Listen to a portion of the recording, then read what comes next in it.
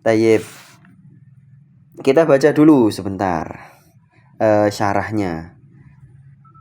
Syarahnya ini dari kitab Mishkatul Masabih. Adik-adik yang tahu Jamaah Tabligh atau yang tahu Pondok Temboro, itu kesukaannya adalah kitab Mishkatul Masabih. Nah, itu di PDF, silakan dilihat. Nah, jadi Rasulullah itu bertanya tentang apa sih kok para bestiku itu berselisih, berbeda-beda gitu kan. An hikmati takhalufihim fi furu'is syara'i. Adik-adik kalau membaca hadis nggak boleh dipahami sendiri. Ya, walaupun sudah tahu terjemahannya, itu bahaya. Makanya harus membaca syarah hadis dari para ulama zaman dulu. Nah, ini dibaca adik-adik di bawahnya, ya setelah yang dibaca Ukhti Ola tadi loh. Di bawahnya itu kan ada Mulla Aliyul Qari menguraikan bahwasanya yang ditanyakan Rasulullah itu apa hikmahnya? An hikmati takhalufihim fi furu'is syara'i. Jadi kenapa sih para sahabat Rasulullah itu kok berbeda-beda dalam hal-hal yang furu', yang masalah-masalah yang kecil-kecil? Itu apa hikmahnya? Rasulullah bertanya begitu.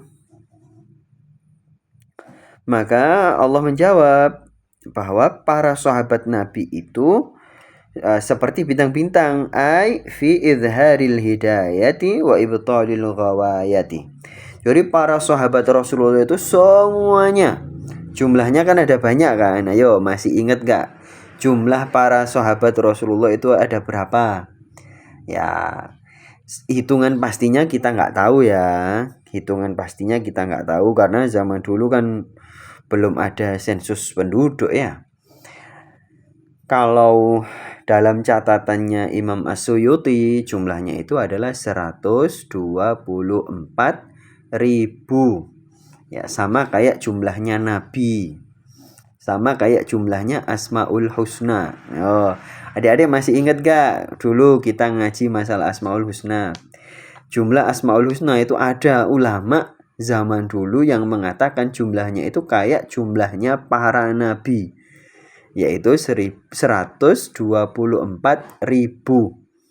Ya, yang kemarin-kemarin gak hadir masalah kajian masalah Asmaul Husna, nah silakan dicatat. Nah, para sahabat Nabi itu jumlahnya ya kisaran gitu ya, 124.000. Itu kan banyak ya. Banyak loh. Komunitas Daruz Zahra ini membernya berapa toh di grup itu? Sekitar 300 apa 400 ya kalau nggak salah ya. Atau berapa? Nah, masih jauh ya. Itu saja kita sudah berbeda-beda kan? Beda pemikiran, beda kesukaan, beda kecenderungan, ya. Beda hobi, beda beda cara beribadah. Nggak usah mosok kita cara beribadahnya beda ya. Beda dalam hal-hal tertentu ya. Ya sama seperti sebelumnya kan Ustadz Brili menjelaskan bahwa ada para generasi salaf itu yang ibadahnya sehari semalam itu 300 rakaat sholat sunnah.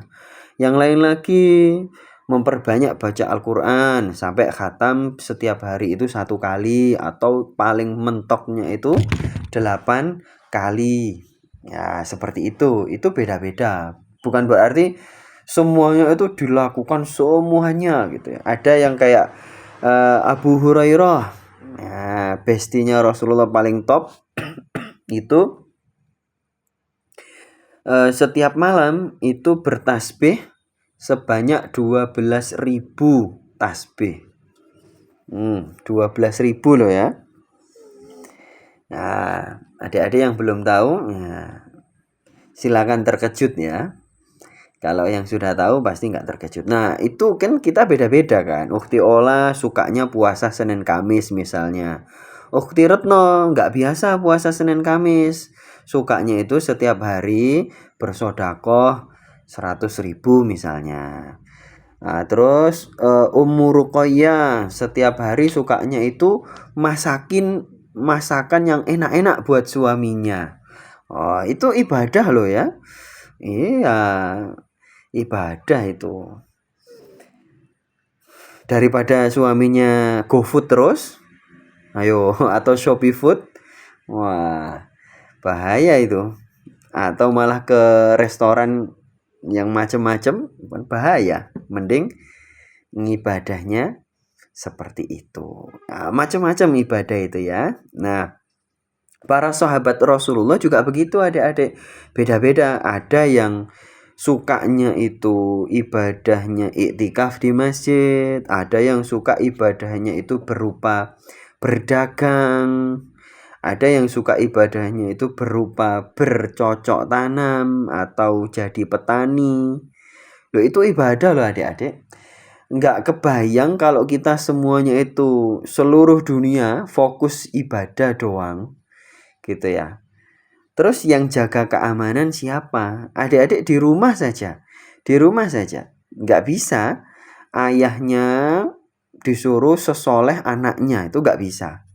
Beda-beda ibadahnya. Sebab sebagai seorang ayah bisa jadi harus menjaga keamanan. Harus memastikan keberadaan air di tandon airnya buat mandi. Ya nggak?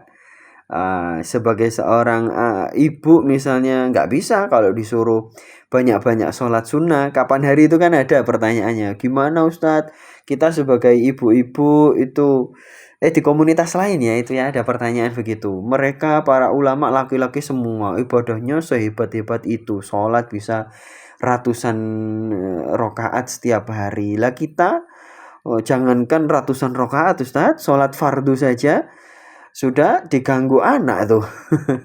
Ya, sudah diganggu anak itu harus buru-buru cepet-cepet ya. Lah, makanya ibadah itu macam-macam. Nah, nanti juga adik-adik ketika sudah tua, ketika adik-adik itu sudah pensiun misalnya, sudah usia 55 tahun ke atas, sudah usia 60 gitu ya. Itu nanti ibadahnya juga beda lagi. Ya, beda lagi, malah lebih banyak keluar rumah kalau usia segitu itu. Ya enggak, coba dicermati kakek neneknya. Lebih senang keluar rumah. Ya, keluar rumah. Ya minimalnya ke masjid lah ya, atau ke majelis taklim itu. Itu senang sekali. Karena kalau orang tua itu disuruh diem di rumah gitu, suruh wiridan di rumah, nggak bisa, nggak kuat. Kakinya nggak kuat, atau punggungnya nggak kuat. Ya kecuali yang kuat ya, yang kuat nggak apa-apa, bagus itu. Yang nggak kuat ya biasanya lebih senang keluar rumah. Ya sibuk kegiatan reuni, reuni TK, reuni SD, reuni SMP, reuni majelis taklim, reuni apa aja itu. Ya itu biasanya orang-orang tua. Jadi dimaklumi loh adik-adik. Nanti adik-adik kalau sudah seusia gitu biasanya juga begitu. Ya, biasanya juga begitu. Makanya dimaklumi dan didukung, disupport ya. Jadilah support system. Nah, adik-adik juga yang malam hari ini hadir gitu ya. Hadir kajian seperti ini. Ya, jangan kemudian menyalahkan orang tua atau menyalahkan adik kakak yang punya ibadah yang lainnya. Nah, kalian itu nggak pernah ikut majelis taklim, saya loh ikut majelis taklim gitu ya. Ya iyalah kita bisa ikut majelis taklim karena semua kondisi rumah aman-aman saja ya kan. Ya intinya adalah bahwa kita beramal itu beda-beda adik-adik ya. Seperti beberapa kali ada ayat kan, walikulli wijhatun huwa muwalliha fastabiqul khairat, atau likullin ja'alna minkum syir'atan wa minhaja, dan lain sebagainya. Ada beberapa ayat tentang bahwa kita itu beramalnya beda-beda.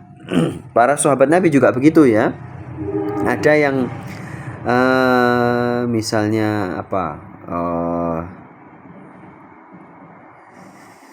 apa misalnya adik-adik kan mengidolakan, Masya Allah Ustazah Humairah hadir lagi ya, jadi semangat ini, jadi semangat, jadi takut juga nanti kalau salah ditilang nanti sama Ustazah Humairah.